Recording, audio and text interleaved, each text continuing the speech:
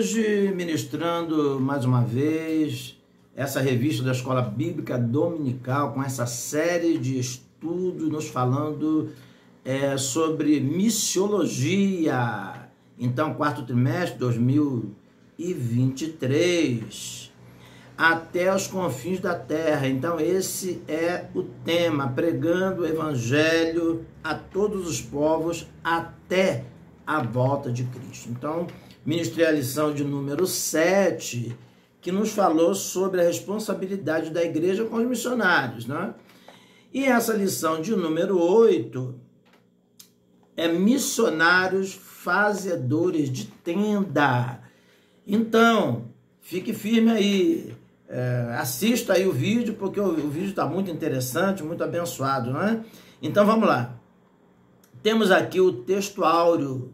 O texto áureo está em Atos, capítulo 20, versículo 34, que nos diz assim, ó: vós mesmos sabeis que, para o que me era necessário, a mim e aos que estão comigo, estas mãos me serviram. Então, Atos, capítulo 20, versículo 34. Então, palavras de Paulo, do apóstolo Paulo, ok?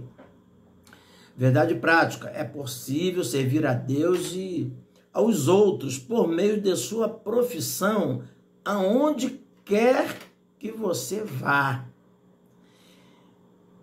Então, agora a leitura bíblica em classe, está aqui em Atos 18. Antes disso, você deixa seu like, se inscreva no canal, ok? Sua participação no canal é muito importante. Comente, compartilhe, ok? Principalmente se inscrever no canal e deixar o seu like aí no vídeo. Então, vamos lá. Atos 18, versículo 1 ao 5. E também tem aqui 1 Tessalonicenses, capítulo 4, do versículo 11 ao 12. Então, Atos 18. Iniciando. Depois disto, partiu Paulo de Atenas e chegou a Corinto. E achando um certo judeu por nome Áquila, natural do Ponto, que havia pouco tinha vindo da Itália, e Priscila, sua mulher, pois Cláudio tinha mandado que todos os judeus saíssem de Roma, se ajuntou com eles. E como era do mesmo ofício, ficou com eles e trabalhava, pois tinha por ofício fazer tendas. E todos os sábados disputava na sinagoga e convencia a judeus e gregos. Quando Silas e Timóteo desceram da Macedônia, foi Paulo, impulsionado pela palavra, testificando aos judeus que Jesus era o Cristo. Em 1 Tessalonicenses 4 está escrito, o 11 e 12, e procureis viver quietos, e tratar dos vossos próprios negócios, e trabalhar com vossas próprias mãos, como já vô-lo temos mandado, para que andeis honestamente para com os que estão de fora e não necessiteis de coisa alguma. Então, temos aqui a introdução. A palavra-chave é profissão. Profissão ou ofício. Então, já deixando aqui essa explicação que, segundo a tradução judaica, então era ensinado lá os filhos, né, desde cedo já a terem uma profissão. Então eles levavam isso muito a sério, era muito importante aí. Nós temos o exemplo do próprio Jesus, que era carpinteiro, né? Certamente aprendeu lá com José, o seu pai, a profissão de carpinteiro.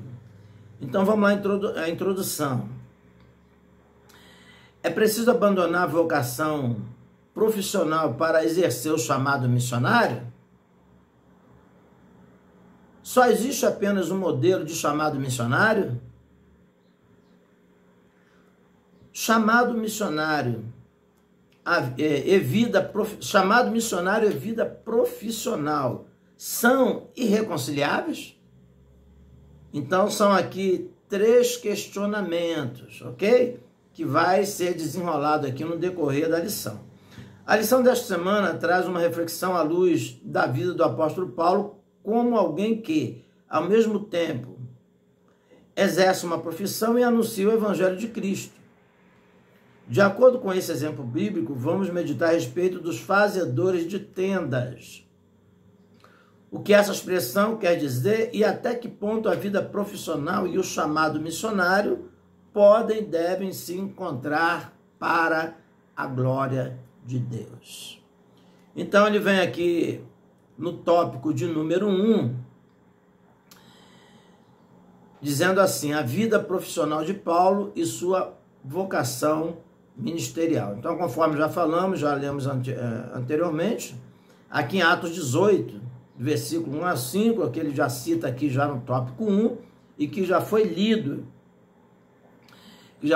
aqui no texto bíblico, em classe, o apóstolo São Paulo, ele tinha profissão, e a sua profissão era fazer tendas. Então, uma profissão, um ofício muito utilizado nos tempos apostólicos, na época de Paulo, isso é, nos tempos bíblicos. Então, Paulo foi instruído, certamente, pelos seus pais, né, educado, e adquiriu essa profissão. E que veio a ser útil também na obra missionária, no momento, lá em Corinto, no momento em que ele estava com certa dificuldade, né, precisando de dinheiro, né, para se sustentar, e ele se utilizou também desse lado profissional para que pregasse o evangelho, para que a obra não fosse impedida, quer dizer, para que não houvesse impedimento nenhum no evangelho de Jesus Cristo. Então nós temos aqui o exemplo do apóstolo São Paulo, né, que essa profissão tinha muito a ver com mais precisão. Era trabalhadores em couro, né, normalmente pelos e couro de cabra, né, de alguns animais, bodes, daí por diante. Então, trabalhadores em couro. Então, nós temos aí esse casal, Priscila e Áquila, né, que ajudaram ali, eles eram profissionais também, igualmente Paulo também fazedor de tenda, né? Haviam saído de Roma, né? Pois o imperador Cláudio havia mandado que os judeus saíssem daquele lugar e agora eles se encontravam ali em Corinto e o próprio Deus permitiu aí esse encontro desse casal com o apóstolo São Paulo. Então, para pregar as boas novas de salvação, ele se utilizou também desse ofício. Então, isso quer dizer que a pessoa pode ter um ofício, profissão, e a pessoa pode, em dado momento, se utilizar desse ofício também para se sustentar e para pregar o evangelho na obra missionária. Então, tá aí, né, alguns versículos aí mostrando. E também temos aí agora o subtópico 2, nos diz assim, como o apóstolo Paulo conjugava vida profissional e ministerial. Então, não exatamente o tempo todo o apóstolo São Paulo se utilizava desse artifício, mas em momentos que ele precisasse, então ele, para não ser pesado da igreja, ele trabalhava e se sustentava. Em outras ocasiões, nós vemos algumas igrejas auxiliando com ofertas, nem por isso ele recusava oferta. Isso não quer dizer que ele era orgulhoso, não é? A ponto de não querer receber ofertas. Quando as igrejas voluntariamente ofertavam o apóstolo São Paulo, ele aceitava aquele apoio, aquela ajuda financeira. Mas havia uma grande preocupação do apóstolo São Paulo concernente a ganhar almas. Então, daí, ele não se valia desse direito, que ele até tinha, muitas das vezes, né, na igreja, de ter o seu salário, de ter ajuda, né, dos irmãos, mas ele não queria se valer muitas das vezes disso aí, porque havia apóstolos, havia pessoas ali que se diziam homens de Deus, mas que exploravam as igrejas, exploravam os irmãos, né? E o apóstolo São Paulo queria dar testemunho porque a sua preocupação maior era em ganhar almas, era em servir a Deus, era em propagar o evangelho de nosso Senhor e Salvador Jesus Cristo. Então, isso servindo de exemplo para todos os missionários, para todos os pastores, para todos os pregadores, hoje em geral, e para os missionários em geral. Então, temos aí, nos falando aqui que a tradição judaica exigia que os mestres religiosos oferecessem gratuitamente os seus serviços espirituais, e cada rabino tinha que aprender uma profissão para se sustentar. Então, isso já era uma tradição judaica. Então, nos diz aqui, embora tivesse direito de ser sustentado pelas igrejas que plantaram, o apóstolo trabalhou em seu ofício para ganhar o pão de cada dia. Está aí Atos 20, 34, 1 Coríntios 9, 12, e mais outro versículo aí, 1 Tessalonicenses 2, 9, por exemplo. Então, está aí. 1 Coríntios 9, versículo 16 ao 18, também nos faz menção disso. E temos aí agora o tópico de número 3, né? A ética financeira na atividade missionária de Paulo. Então, já vemos aí, pelo procedimento de Paulo, a sua ética, né? A ética financeira. O apóstolo Paulo considerava o costume judaico incorporado ao cristianismo. Deus ministra receber ajuda econômica da parte daqueles para quem ministravam como uma norma legítima e correta aos olhos de Deus, até mesmo recomendada nas Escrituras. Então está aí, desde o Velho Testamento já havia essa prática, né? Então está em 1 Coríntios, capítulo 9, versículo 12, nos faz menção, né, desse direito daquele que trabalha usufruir, não é? Dizendo que o trabalhador é digno do seu salário. E Gálatas 6,6, né, não faz menção também, né? Filipenses 4,17. No entanto, Paulo geralmente não aceitava ofertas em dinheiro enviadas para as igrejas cristãs. Muito menos ainda as exigia, ainda que algumas ofertas voluntárias lhe tivessem sido enviadas pelos crentes de Filipos. Está aí Filipenses, capítulo 4, versículo 10 ao 12. Então, os filipenses, eles eram generosos, é uma igreja que ajudava, né, o apóstolo São Paulo para que ele prosseguisse na sua missão. Então, missionários fazedores de tenda. Então, está aí, falando sobre os talentos, habilidades profissionais, que são importantes. Então, muitos missionários hoje são enviados, principalmente nos países onde não se aceita missionários, onde são contraditórios aos evangelhos. Então, muitas das vezes a pessoa não consegue entrar ali como um missionário, como um pastor,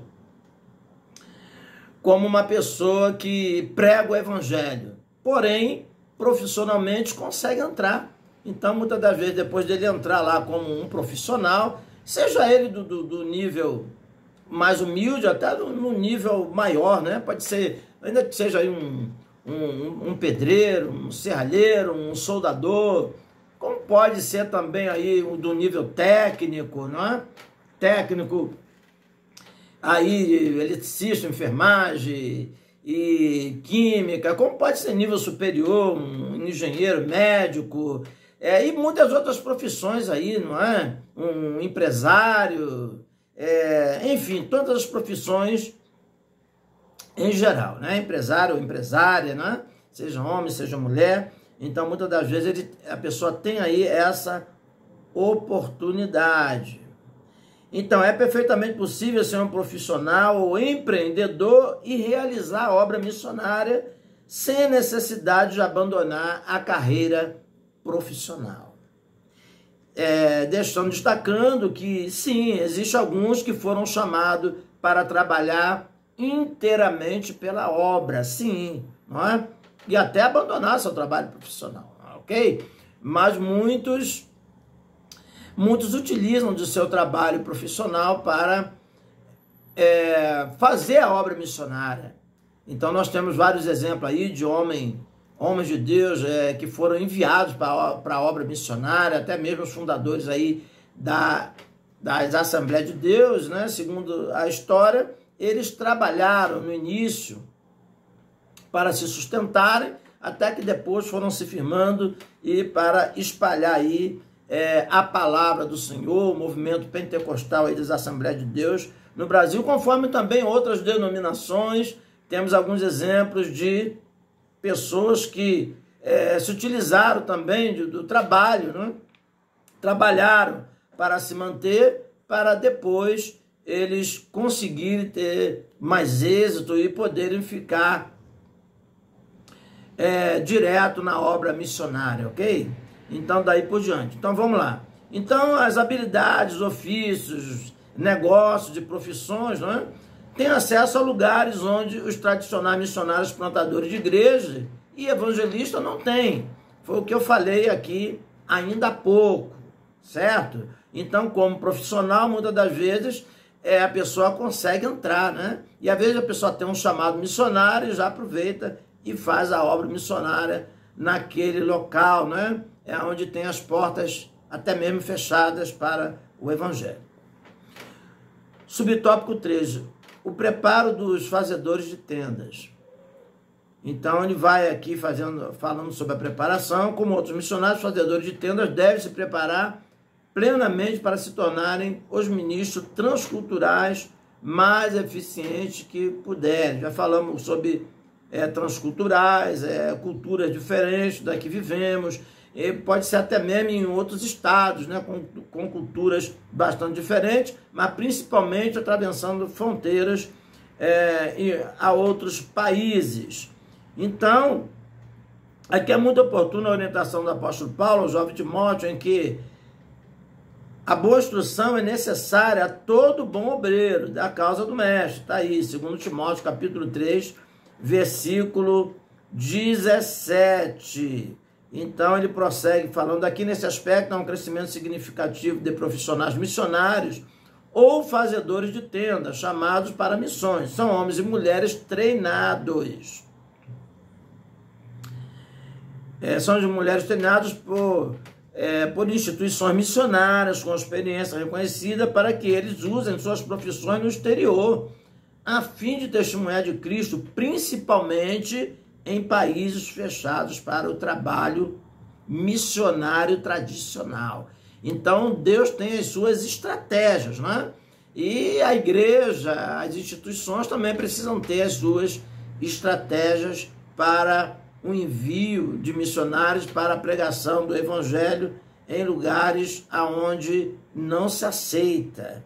Missionários onde existe perseguições, por exemplo. Então, Deus é quem chama. Está aí o tópico número 3, que nos fala sobre vocação, profissão e missões. Número 1, subtópico 1, Deus é quem chama. Muitas são as oportunidades para nos desenvolvermos com os trabalhos em nossas igrejas locais. Grupos evangelísticos de grande impacto, organizações missionárias relevantes no contexto nacional e até em outros países. Todavia, é Deus quem coloca em nosso coração a disposição ou a aptidão para executar um determinado ofício. Neste caso, é Deus quem capacita, comissiona e habilita cada crente para uma determinada missão no mundo. É Ele quem gera em nós o envolvimento com causas específicas que nos levarão a trabalhar em atividades que fazem sentido, inclusive na realização profissional. De novo, ele cita 1 Coríntios capítulo 9, e agora do 16 ao 19. Então vem aí o subtópico 2, né, exercendo a vocação. Então aqui existe também o quê? Um chamado, uma vocação. Então isso se existe até mesmo no lado profissional. Então, na obra de Deus também existe uma vocação. A pessoa tem que ver o seu chamado. Se a pessoa for chamado para esse tipo de missão, para pregar, né, evangelizar em outras nações, em outros países, e sabemos que Deus precisa de todos. Todos são importantes na obra de Deus. Já vimos em lições anteriores que a pessoa pode fazer missões, né? Orando, né? Tá orando, os joelhos, né? Que se dobram, que oram, que clamam, né? Pelos missionários também, financeiramente, cooperando voluntariamente com seus dízimos, suas ofertas, para que missionários, para que pessoas que são chamados possam fazer o ídolo do Senhor. É também um trabalho missionário. Subtópico 3, minha profissão, meu campo missionário. Então, todos são vocacionados a servir a Cristo, né? Com o que somos e com o que temos, né? Sendo o objetivo principal da vida, glorificar o nome de Deus Pai, dentro e fora da igreja. Então, não só dentro da igreja, mas testemunhando aonde quer que formos. Independente de missões transculturais, existem missões também locais, missões regionais, então daí por diante, né? Que é o ídolo do Senhor, o evangelismo e tudo mais. Por isso podemos exercer uma atividade missionária em nossa área profissional. A verdade é que a sua profissão pode ser uma grande porta aberta para a causa do evangelho, não é? Então, por exemplo, quando se trata de missões transculturais, os chamados profissionais que mais tradicionais, existem muitas outras profissões que pode sim a pessoa ser chamada, mas principalmente, por exemplo, médicos, né? Médicos, advogados e muitos outros, não é? Que através das suas profissões são chamados, engenheiros, não é? Que são chamados e têm acesso, não é? Aí até a países, aí atravessando fronteiras. Então daí essa importância, né, de estar ligado. Essa pessoa já tem um chamado missionário, então muitas das vezes se utiliza dessa profissão aí para chegar lá, além de exercer o trabalho profissional, a pessoa vai estar ali fazendo a obra missionária.